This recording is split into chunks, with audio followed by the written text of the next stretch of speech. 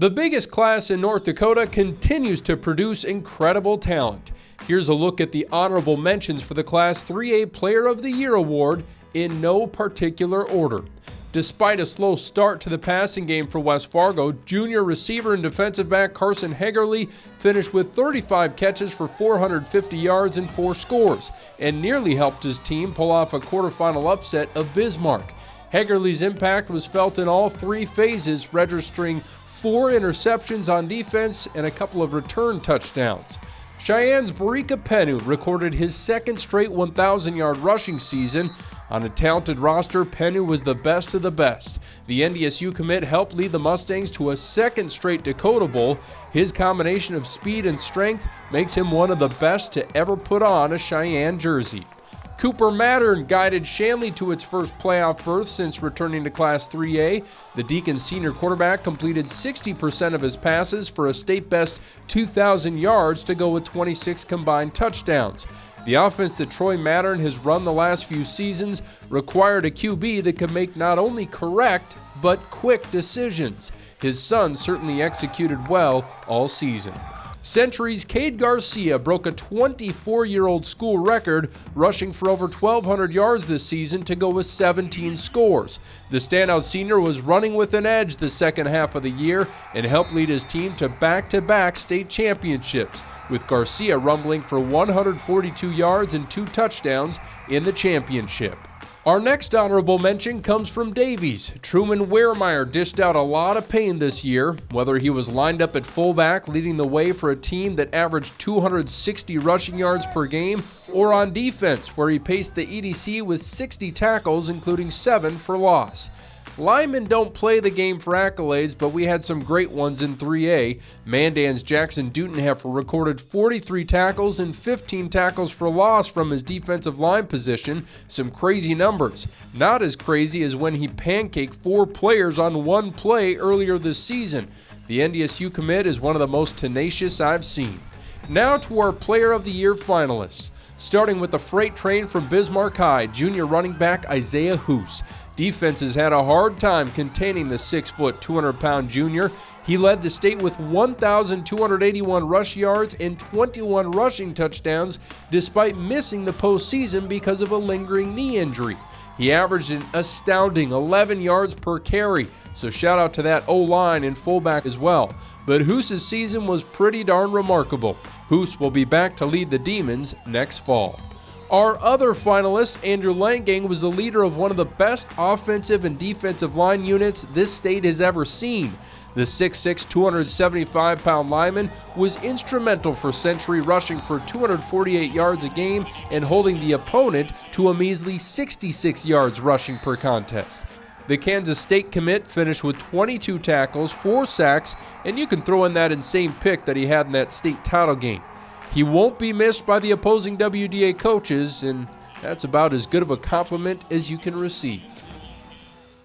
Class 2A may have the fewest teams, but they're not short on talent. UND commit Ethan McKinney makes the honorable mention list after another great season for the Kindred Vikings.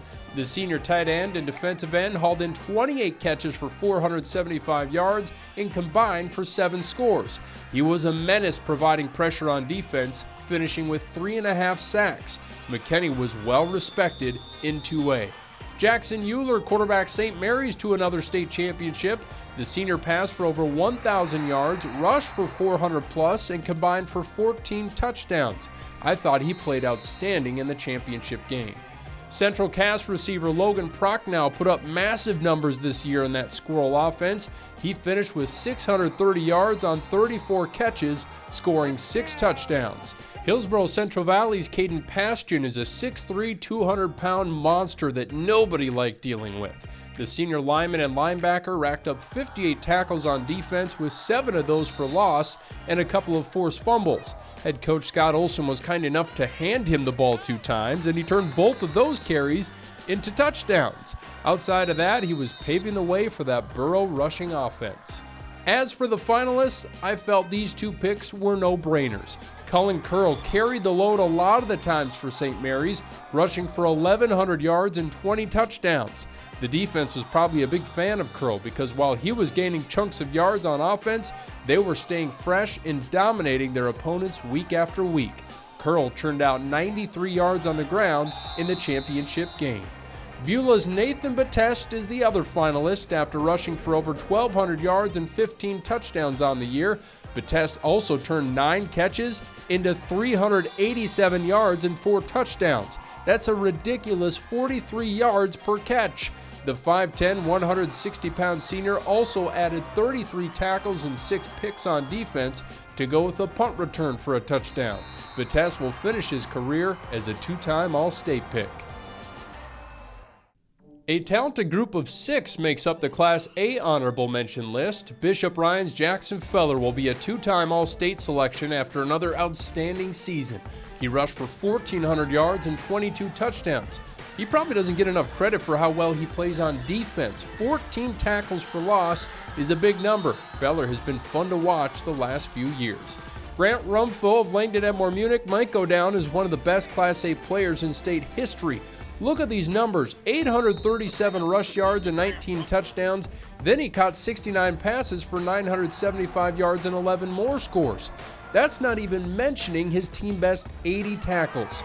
He finished his career with over 4,600 yards of offense and 86 touchdowns, not to mention those 3 state titles.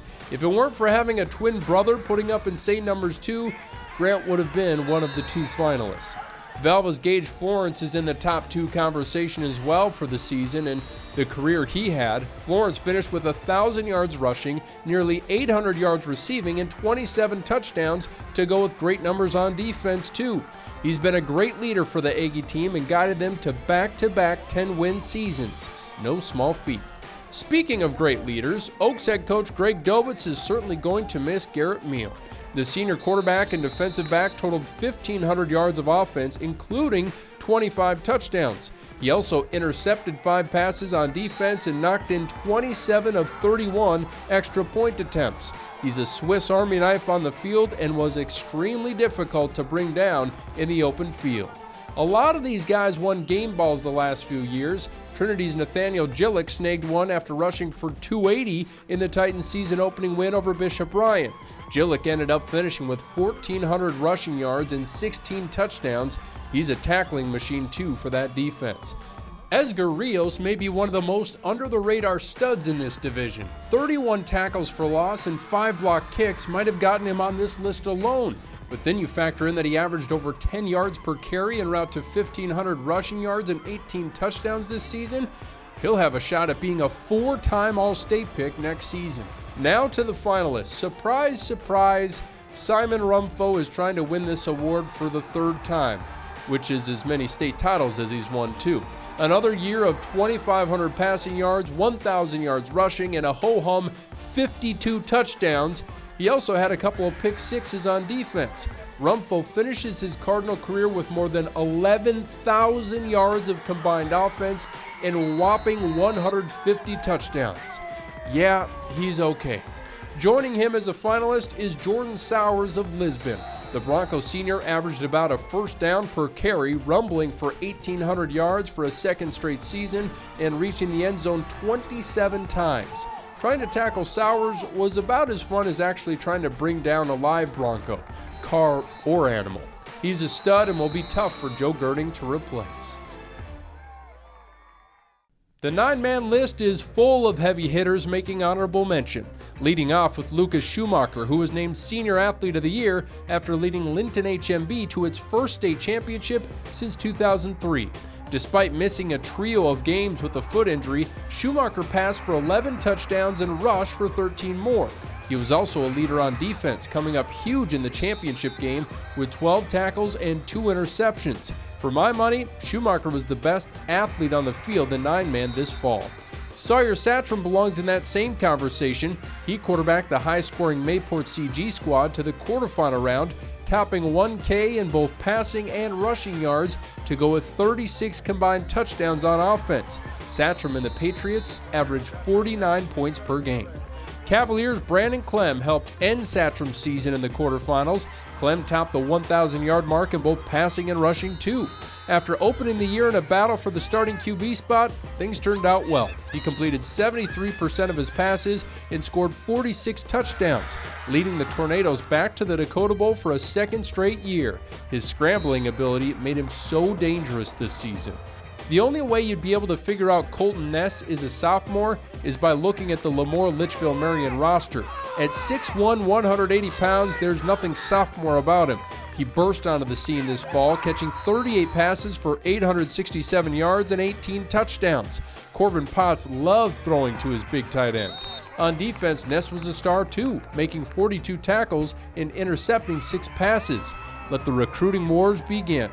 Kidder County's quest for back-to-back titles came up short, but Peyton Couthen had another exceptional year. He topped over 1,100 yards on offense with 18 scores, not to mention what he did in the return game with 3 touchdowns there. Players like Peyton are a coach's dream.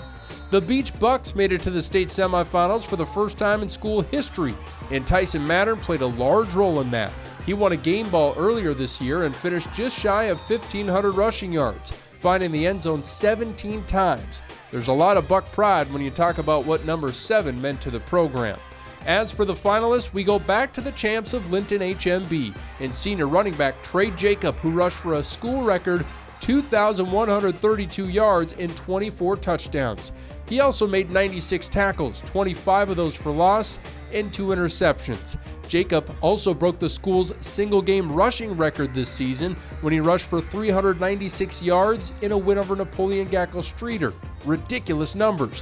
When the team was without Schumacher for a span of 3 games in 8 days, Jacob rushed for 900 yards and 12 touchdowns.